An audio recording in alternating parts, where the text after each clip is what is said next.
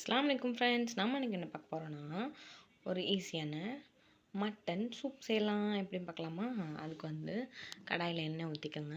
அப்புறம் வெள்ளை பூண்டு, இஞ்சி, அப்புறம் வெங்காயம் இது எல்லாத்தையும் எங்கள் அம்மா அரைச்சிட்டாங்க.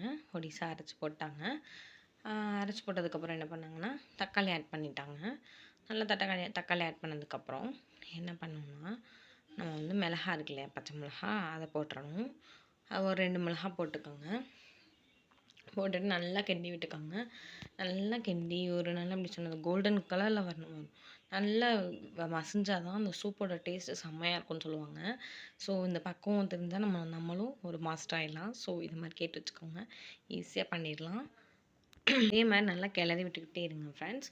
நல்லா கிளறி விட்டதுக்கப்புறம் இதுலேருந்து நல்லா எப்படி சொல்கிறதுனா நல்லா வெந்து ஒரு கோல்டன் ப்ரௌன் கலரில் வரும். அப்போது நம்ம என்ன பண்ணலாம்னா, கறி இருக்கு இல்லையா, கறியும் நாங்கள் கொஞ்சம் தான் வாங்கியிருக்கோம், ஒரு 200 கிராம் வாங்கியிருந்தோம். ஸோ அதை போட்டாச்சு.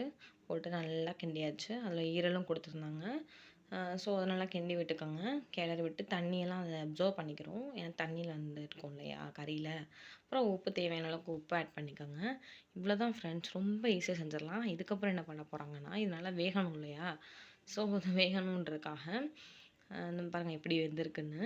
வேகணுன்றக்காக குக்கரில் ட்ரான்ஸ்ஃபர் பண்ணுவாங்க. ஏன்னா டக்கு டக்குன்னு முடிச்சிடலான்னு. இதில் வறுத்து அதில் பண்ணிடுவாங்க. எப்போவுமே எங்கள் அம்மா குக்கரில் தான் எல்லாமே தாளிச்சு விடுவாங்க. இப்போ ஒரு டிஃப்ரெண்ட்டாக அதை செஞ்சுருக்காங்க. இதை அப்படியே கிண்டி விட்டு இங்கே பாருங்கள் நல்லா தெரியுது, நல்லா வெந்ததெல்லாம் நல்லா தெரியுது. ஸோ இப்போ என்ன ஒரு பொடி ஆட் பண்ணுவாங்க. பொடி ஆட் பண்ணுறதுக்கு முன்னாடி எங்கள் அம்மா என்ன பண்ணிட்டாங்க, ட்ரான்ஸ்ஃபர் பண்ணிட்டாங்க ஃப்ரெண்ட்ஸ்.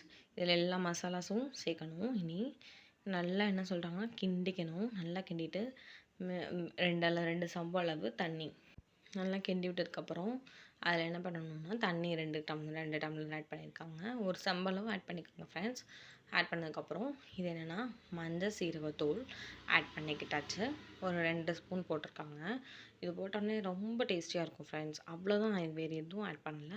இதை மட்டும் ஆட் பண்ணிவிட்டு நல்லா தண்ணி பற்றலை. ஸோ அதனால் என்ன பண்ணிட்டாங்க, தண்ணி ஆட் பண்ணிக்கிட்டாங்க.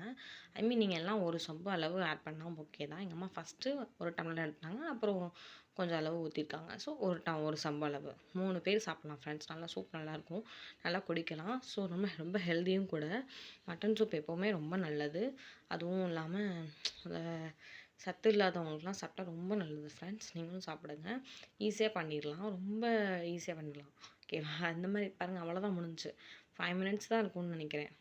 டக்கு டக்குன்னு தாளிச்சு விட்டோம், கிண்டி விட்டோம், அவ்வளோதான், விசில் வச்சிட்டோம். சாப்பிட்டு என்ஜாய் பண்ணுங்கள். அஸ்ஸலாமு அலைக்கும். தேங்க்யூ ஃபார் வாட்சிங்.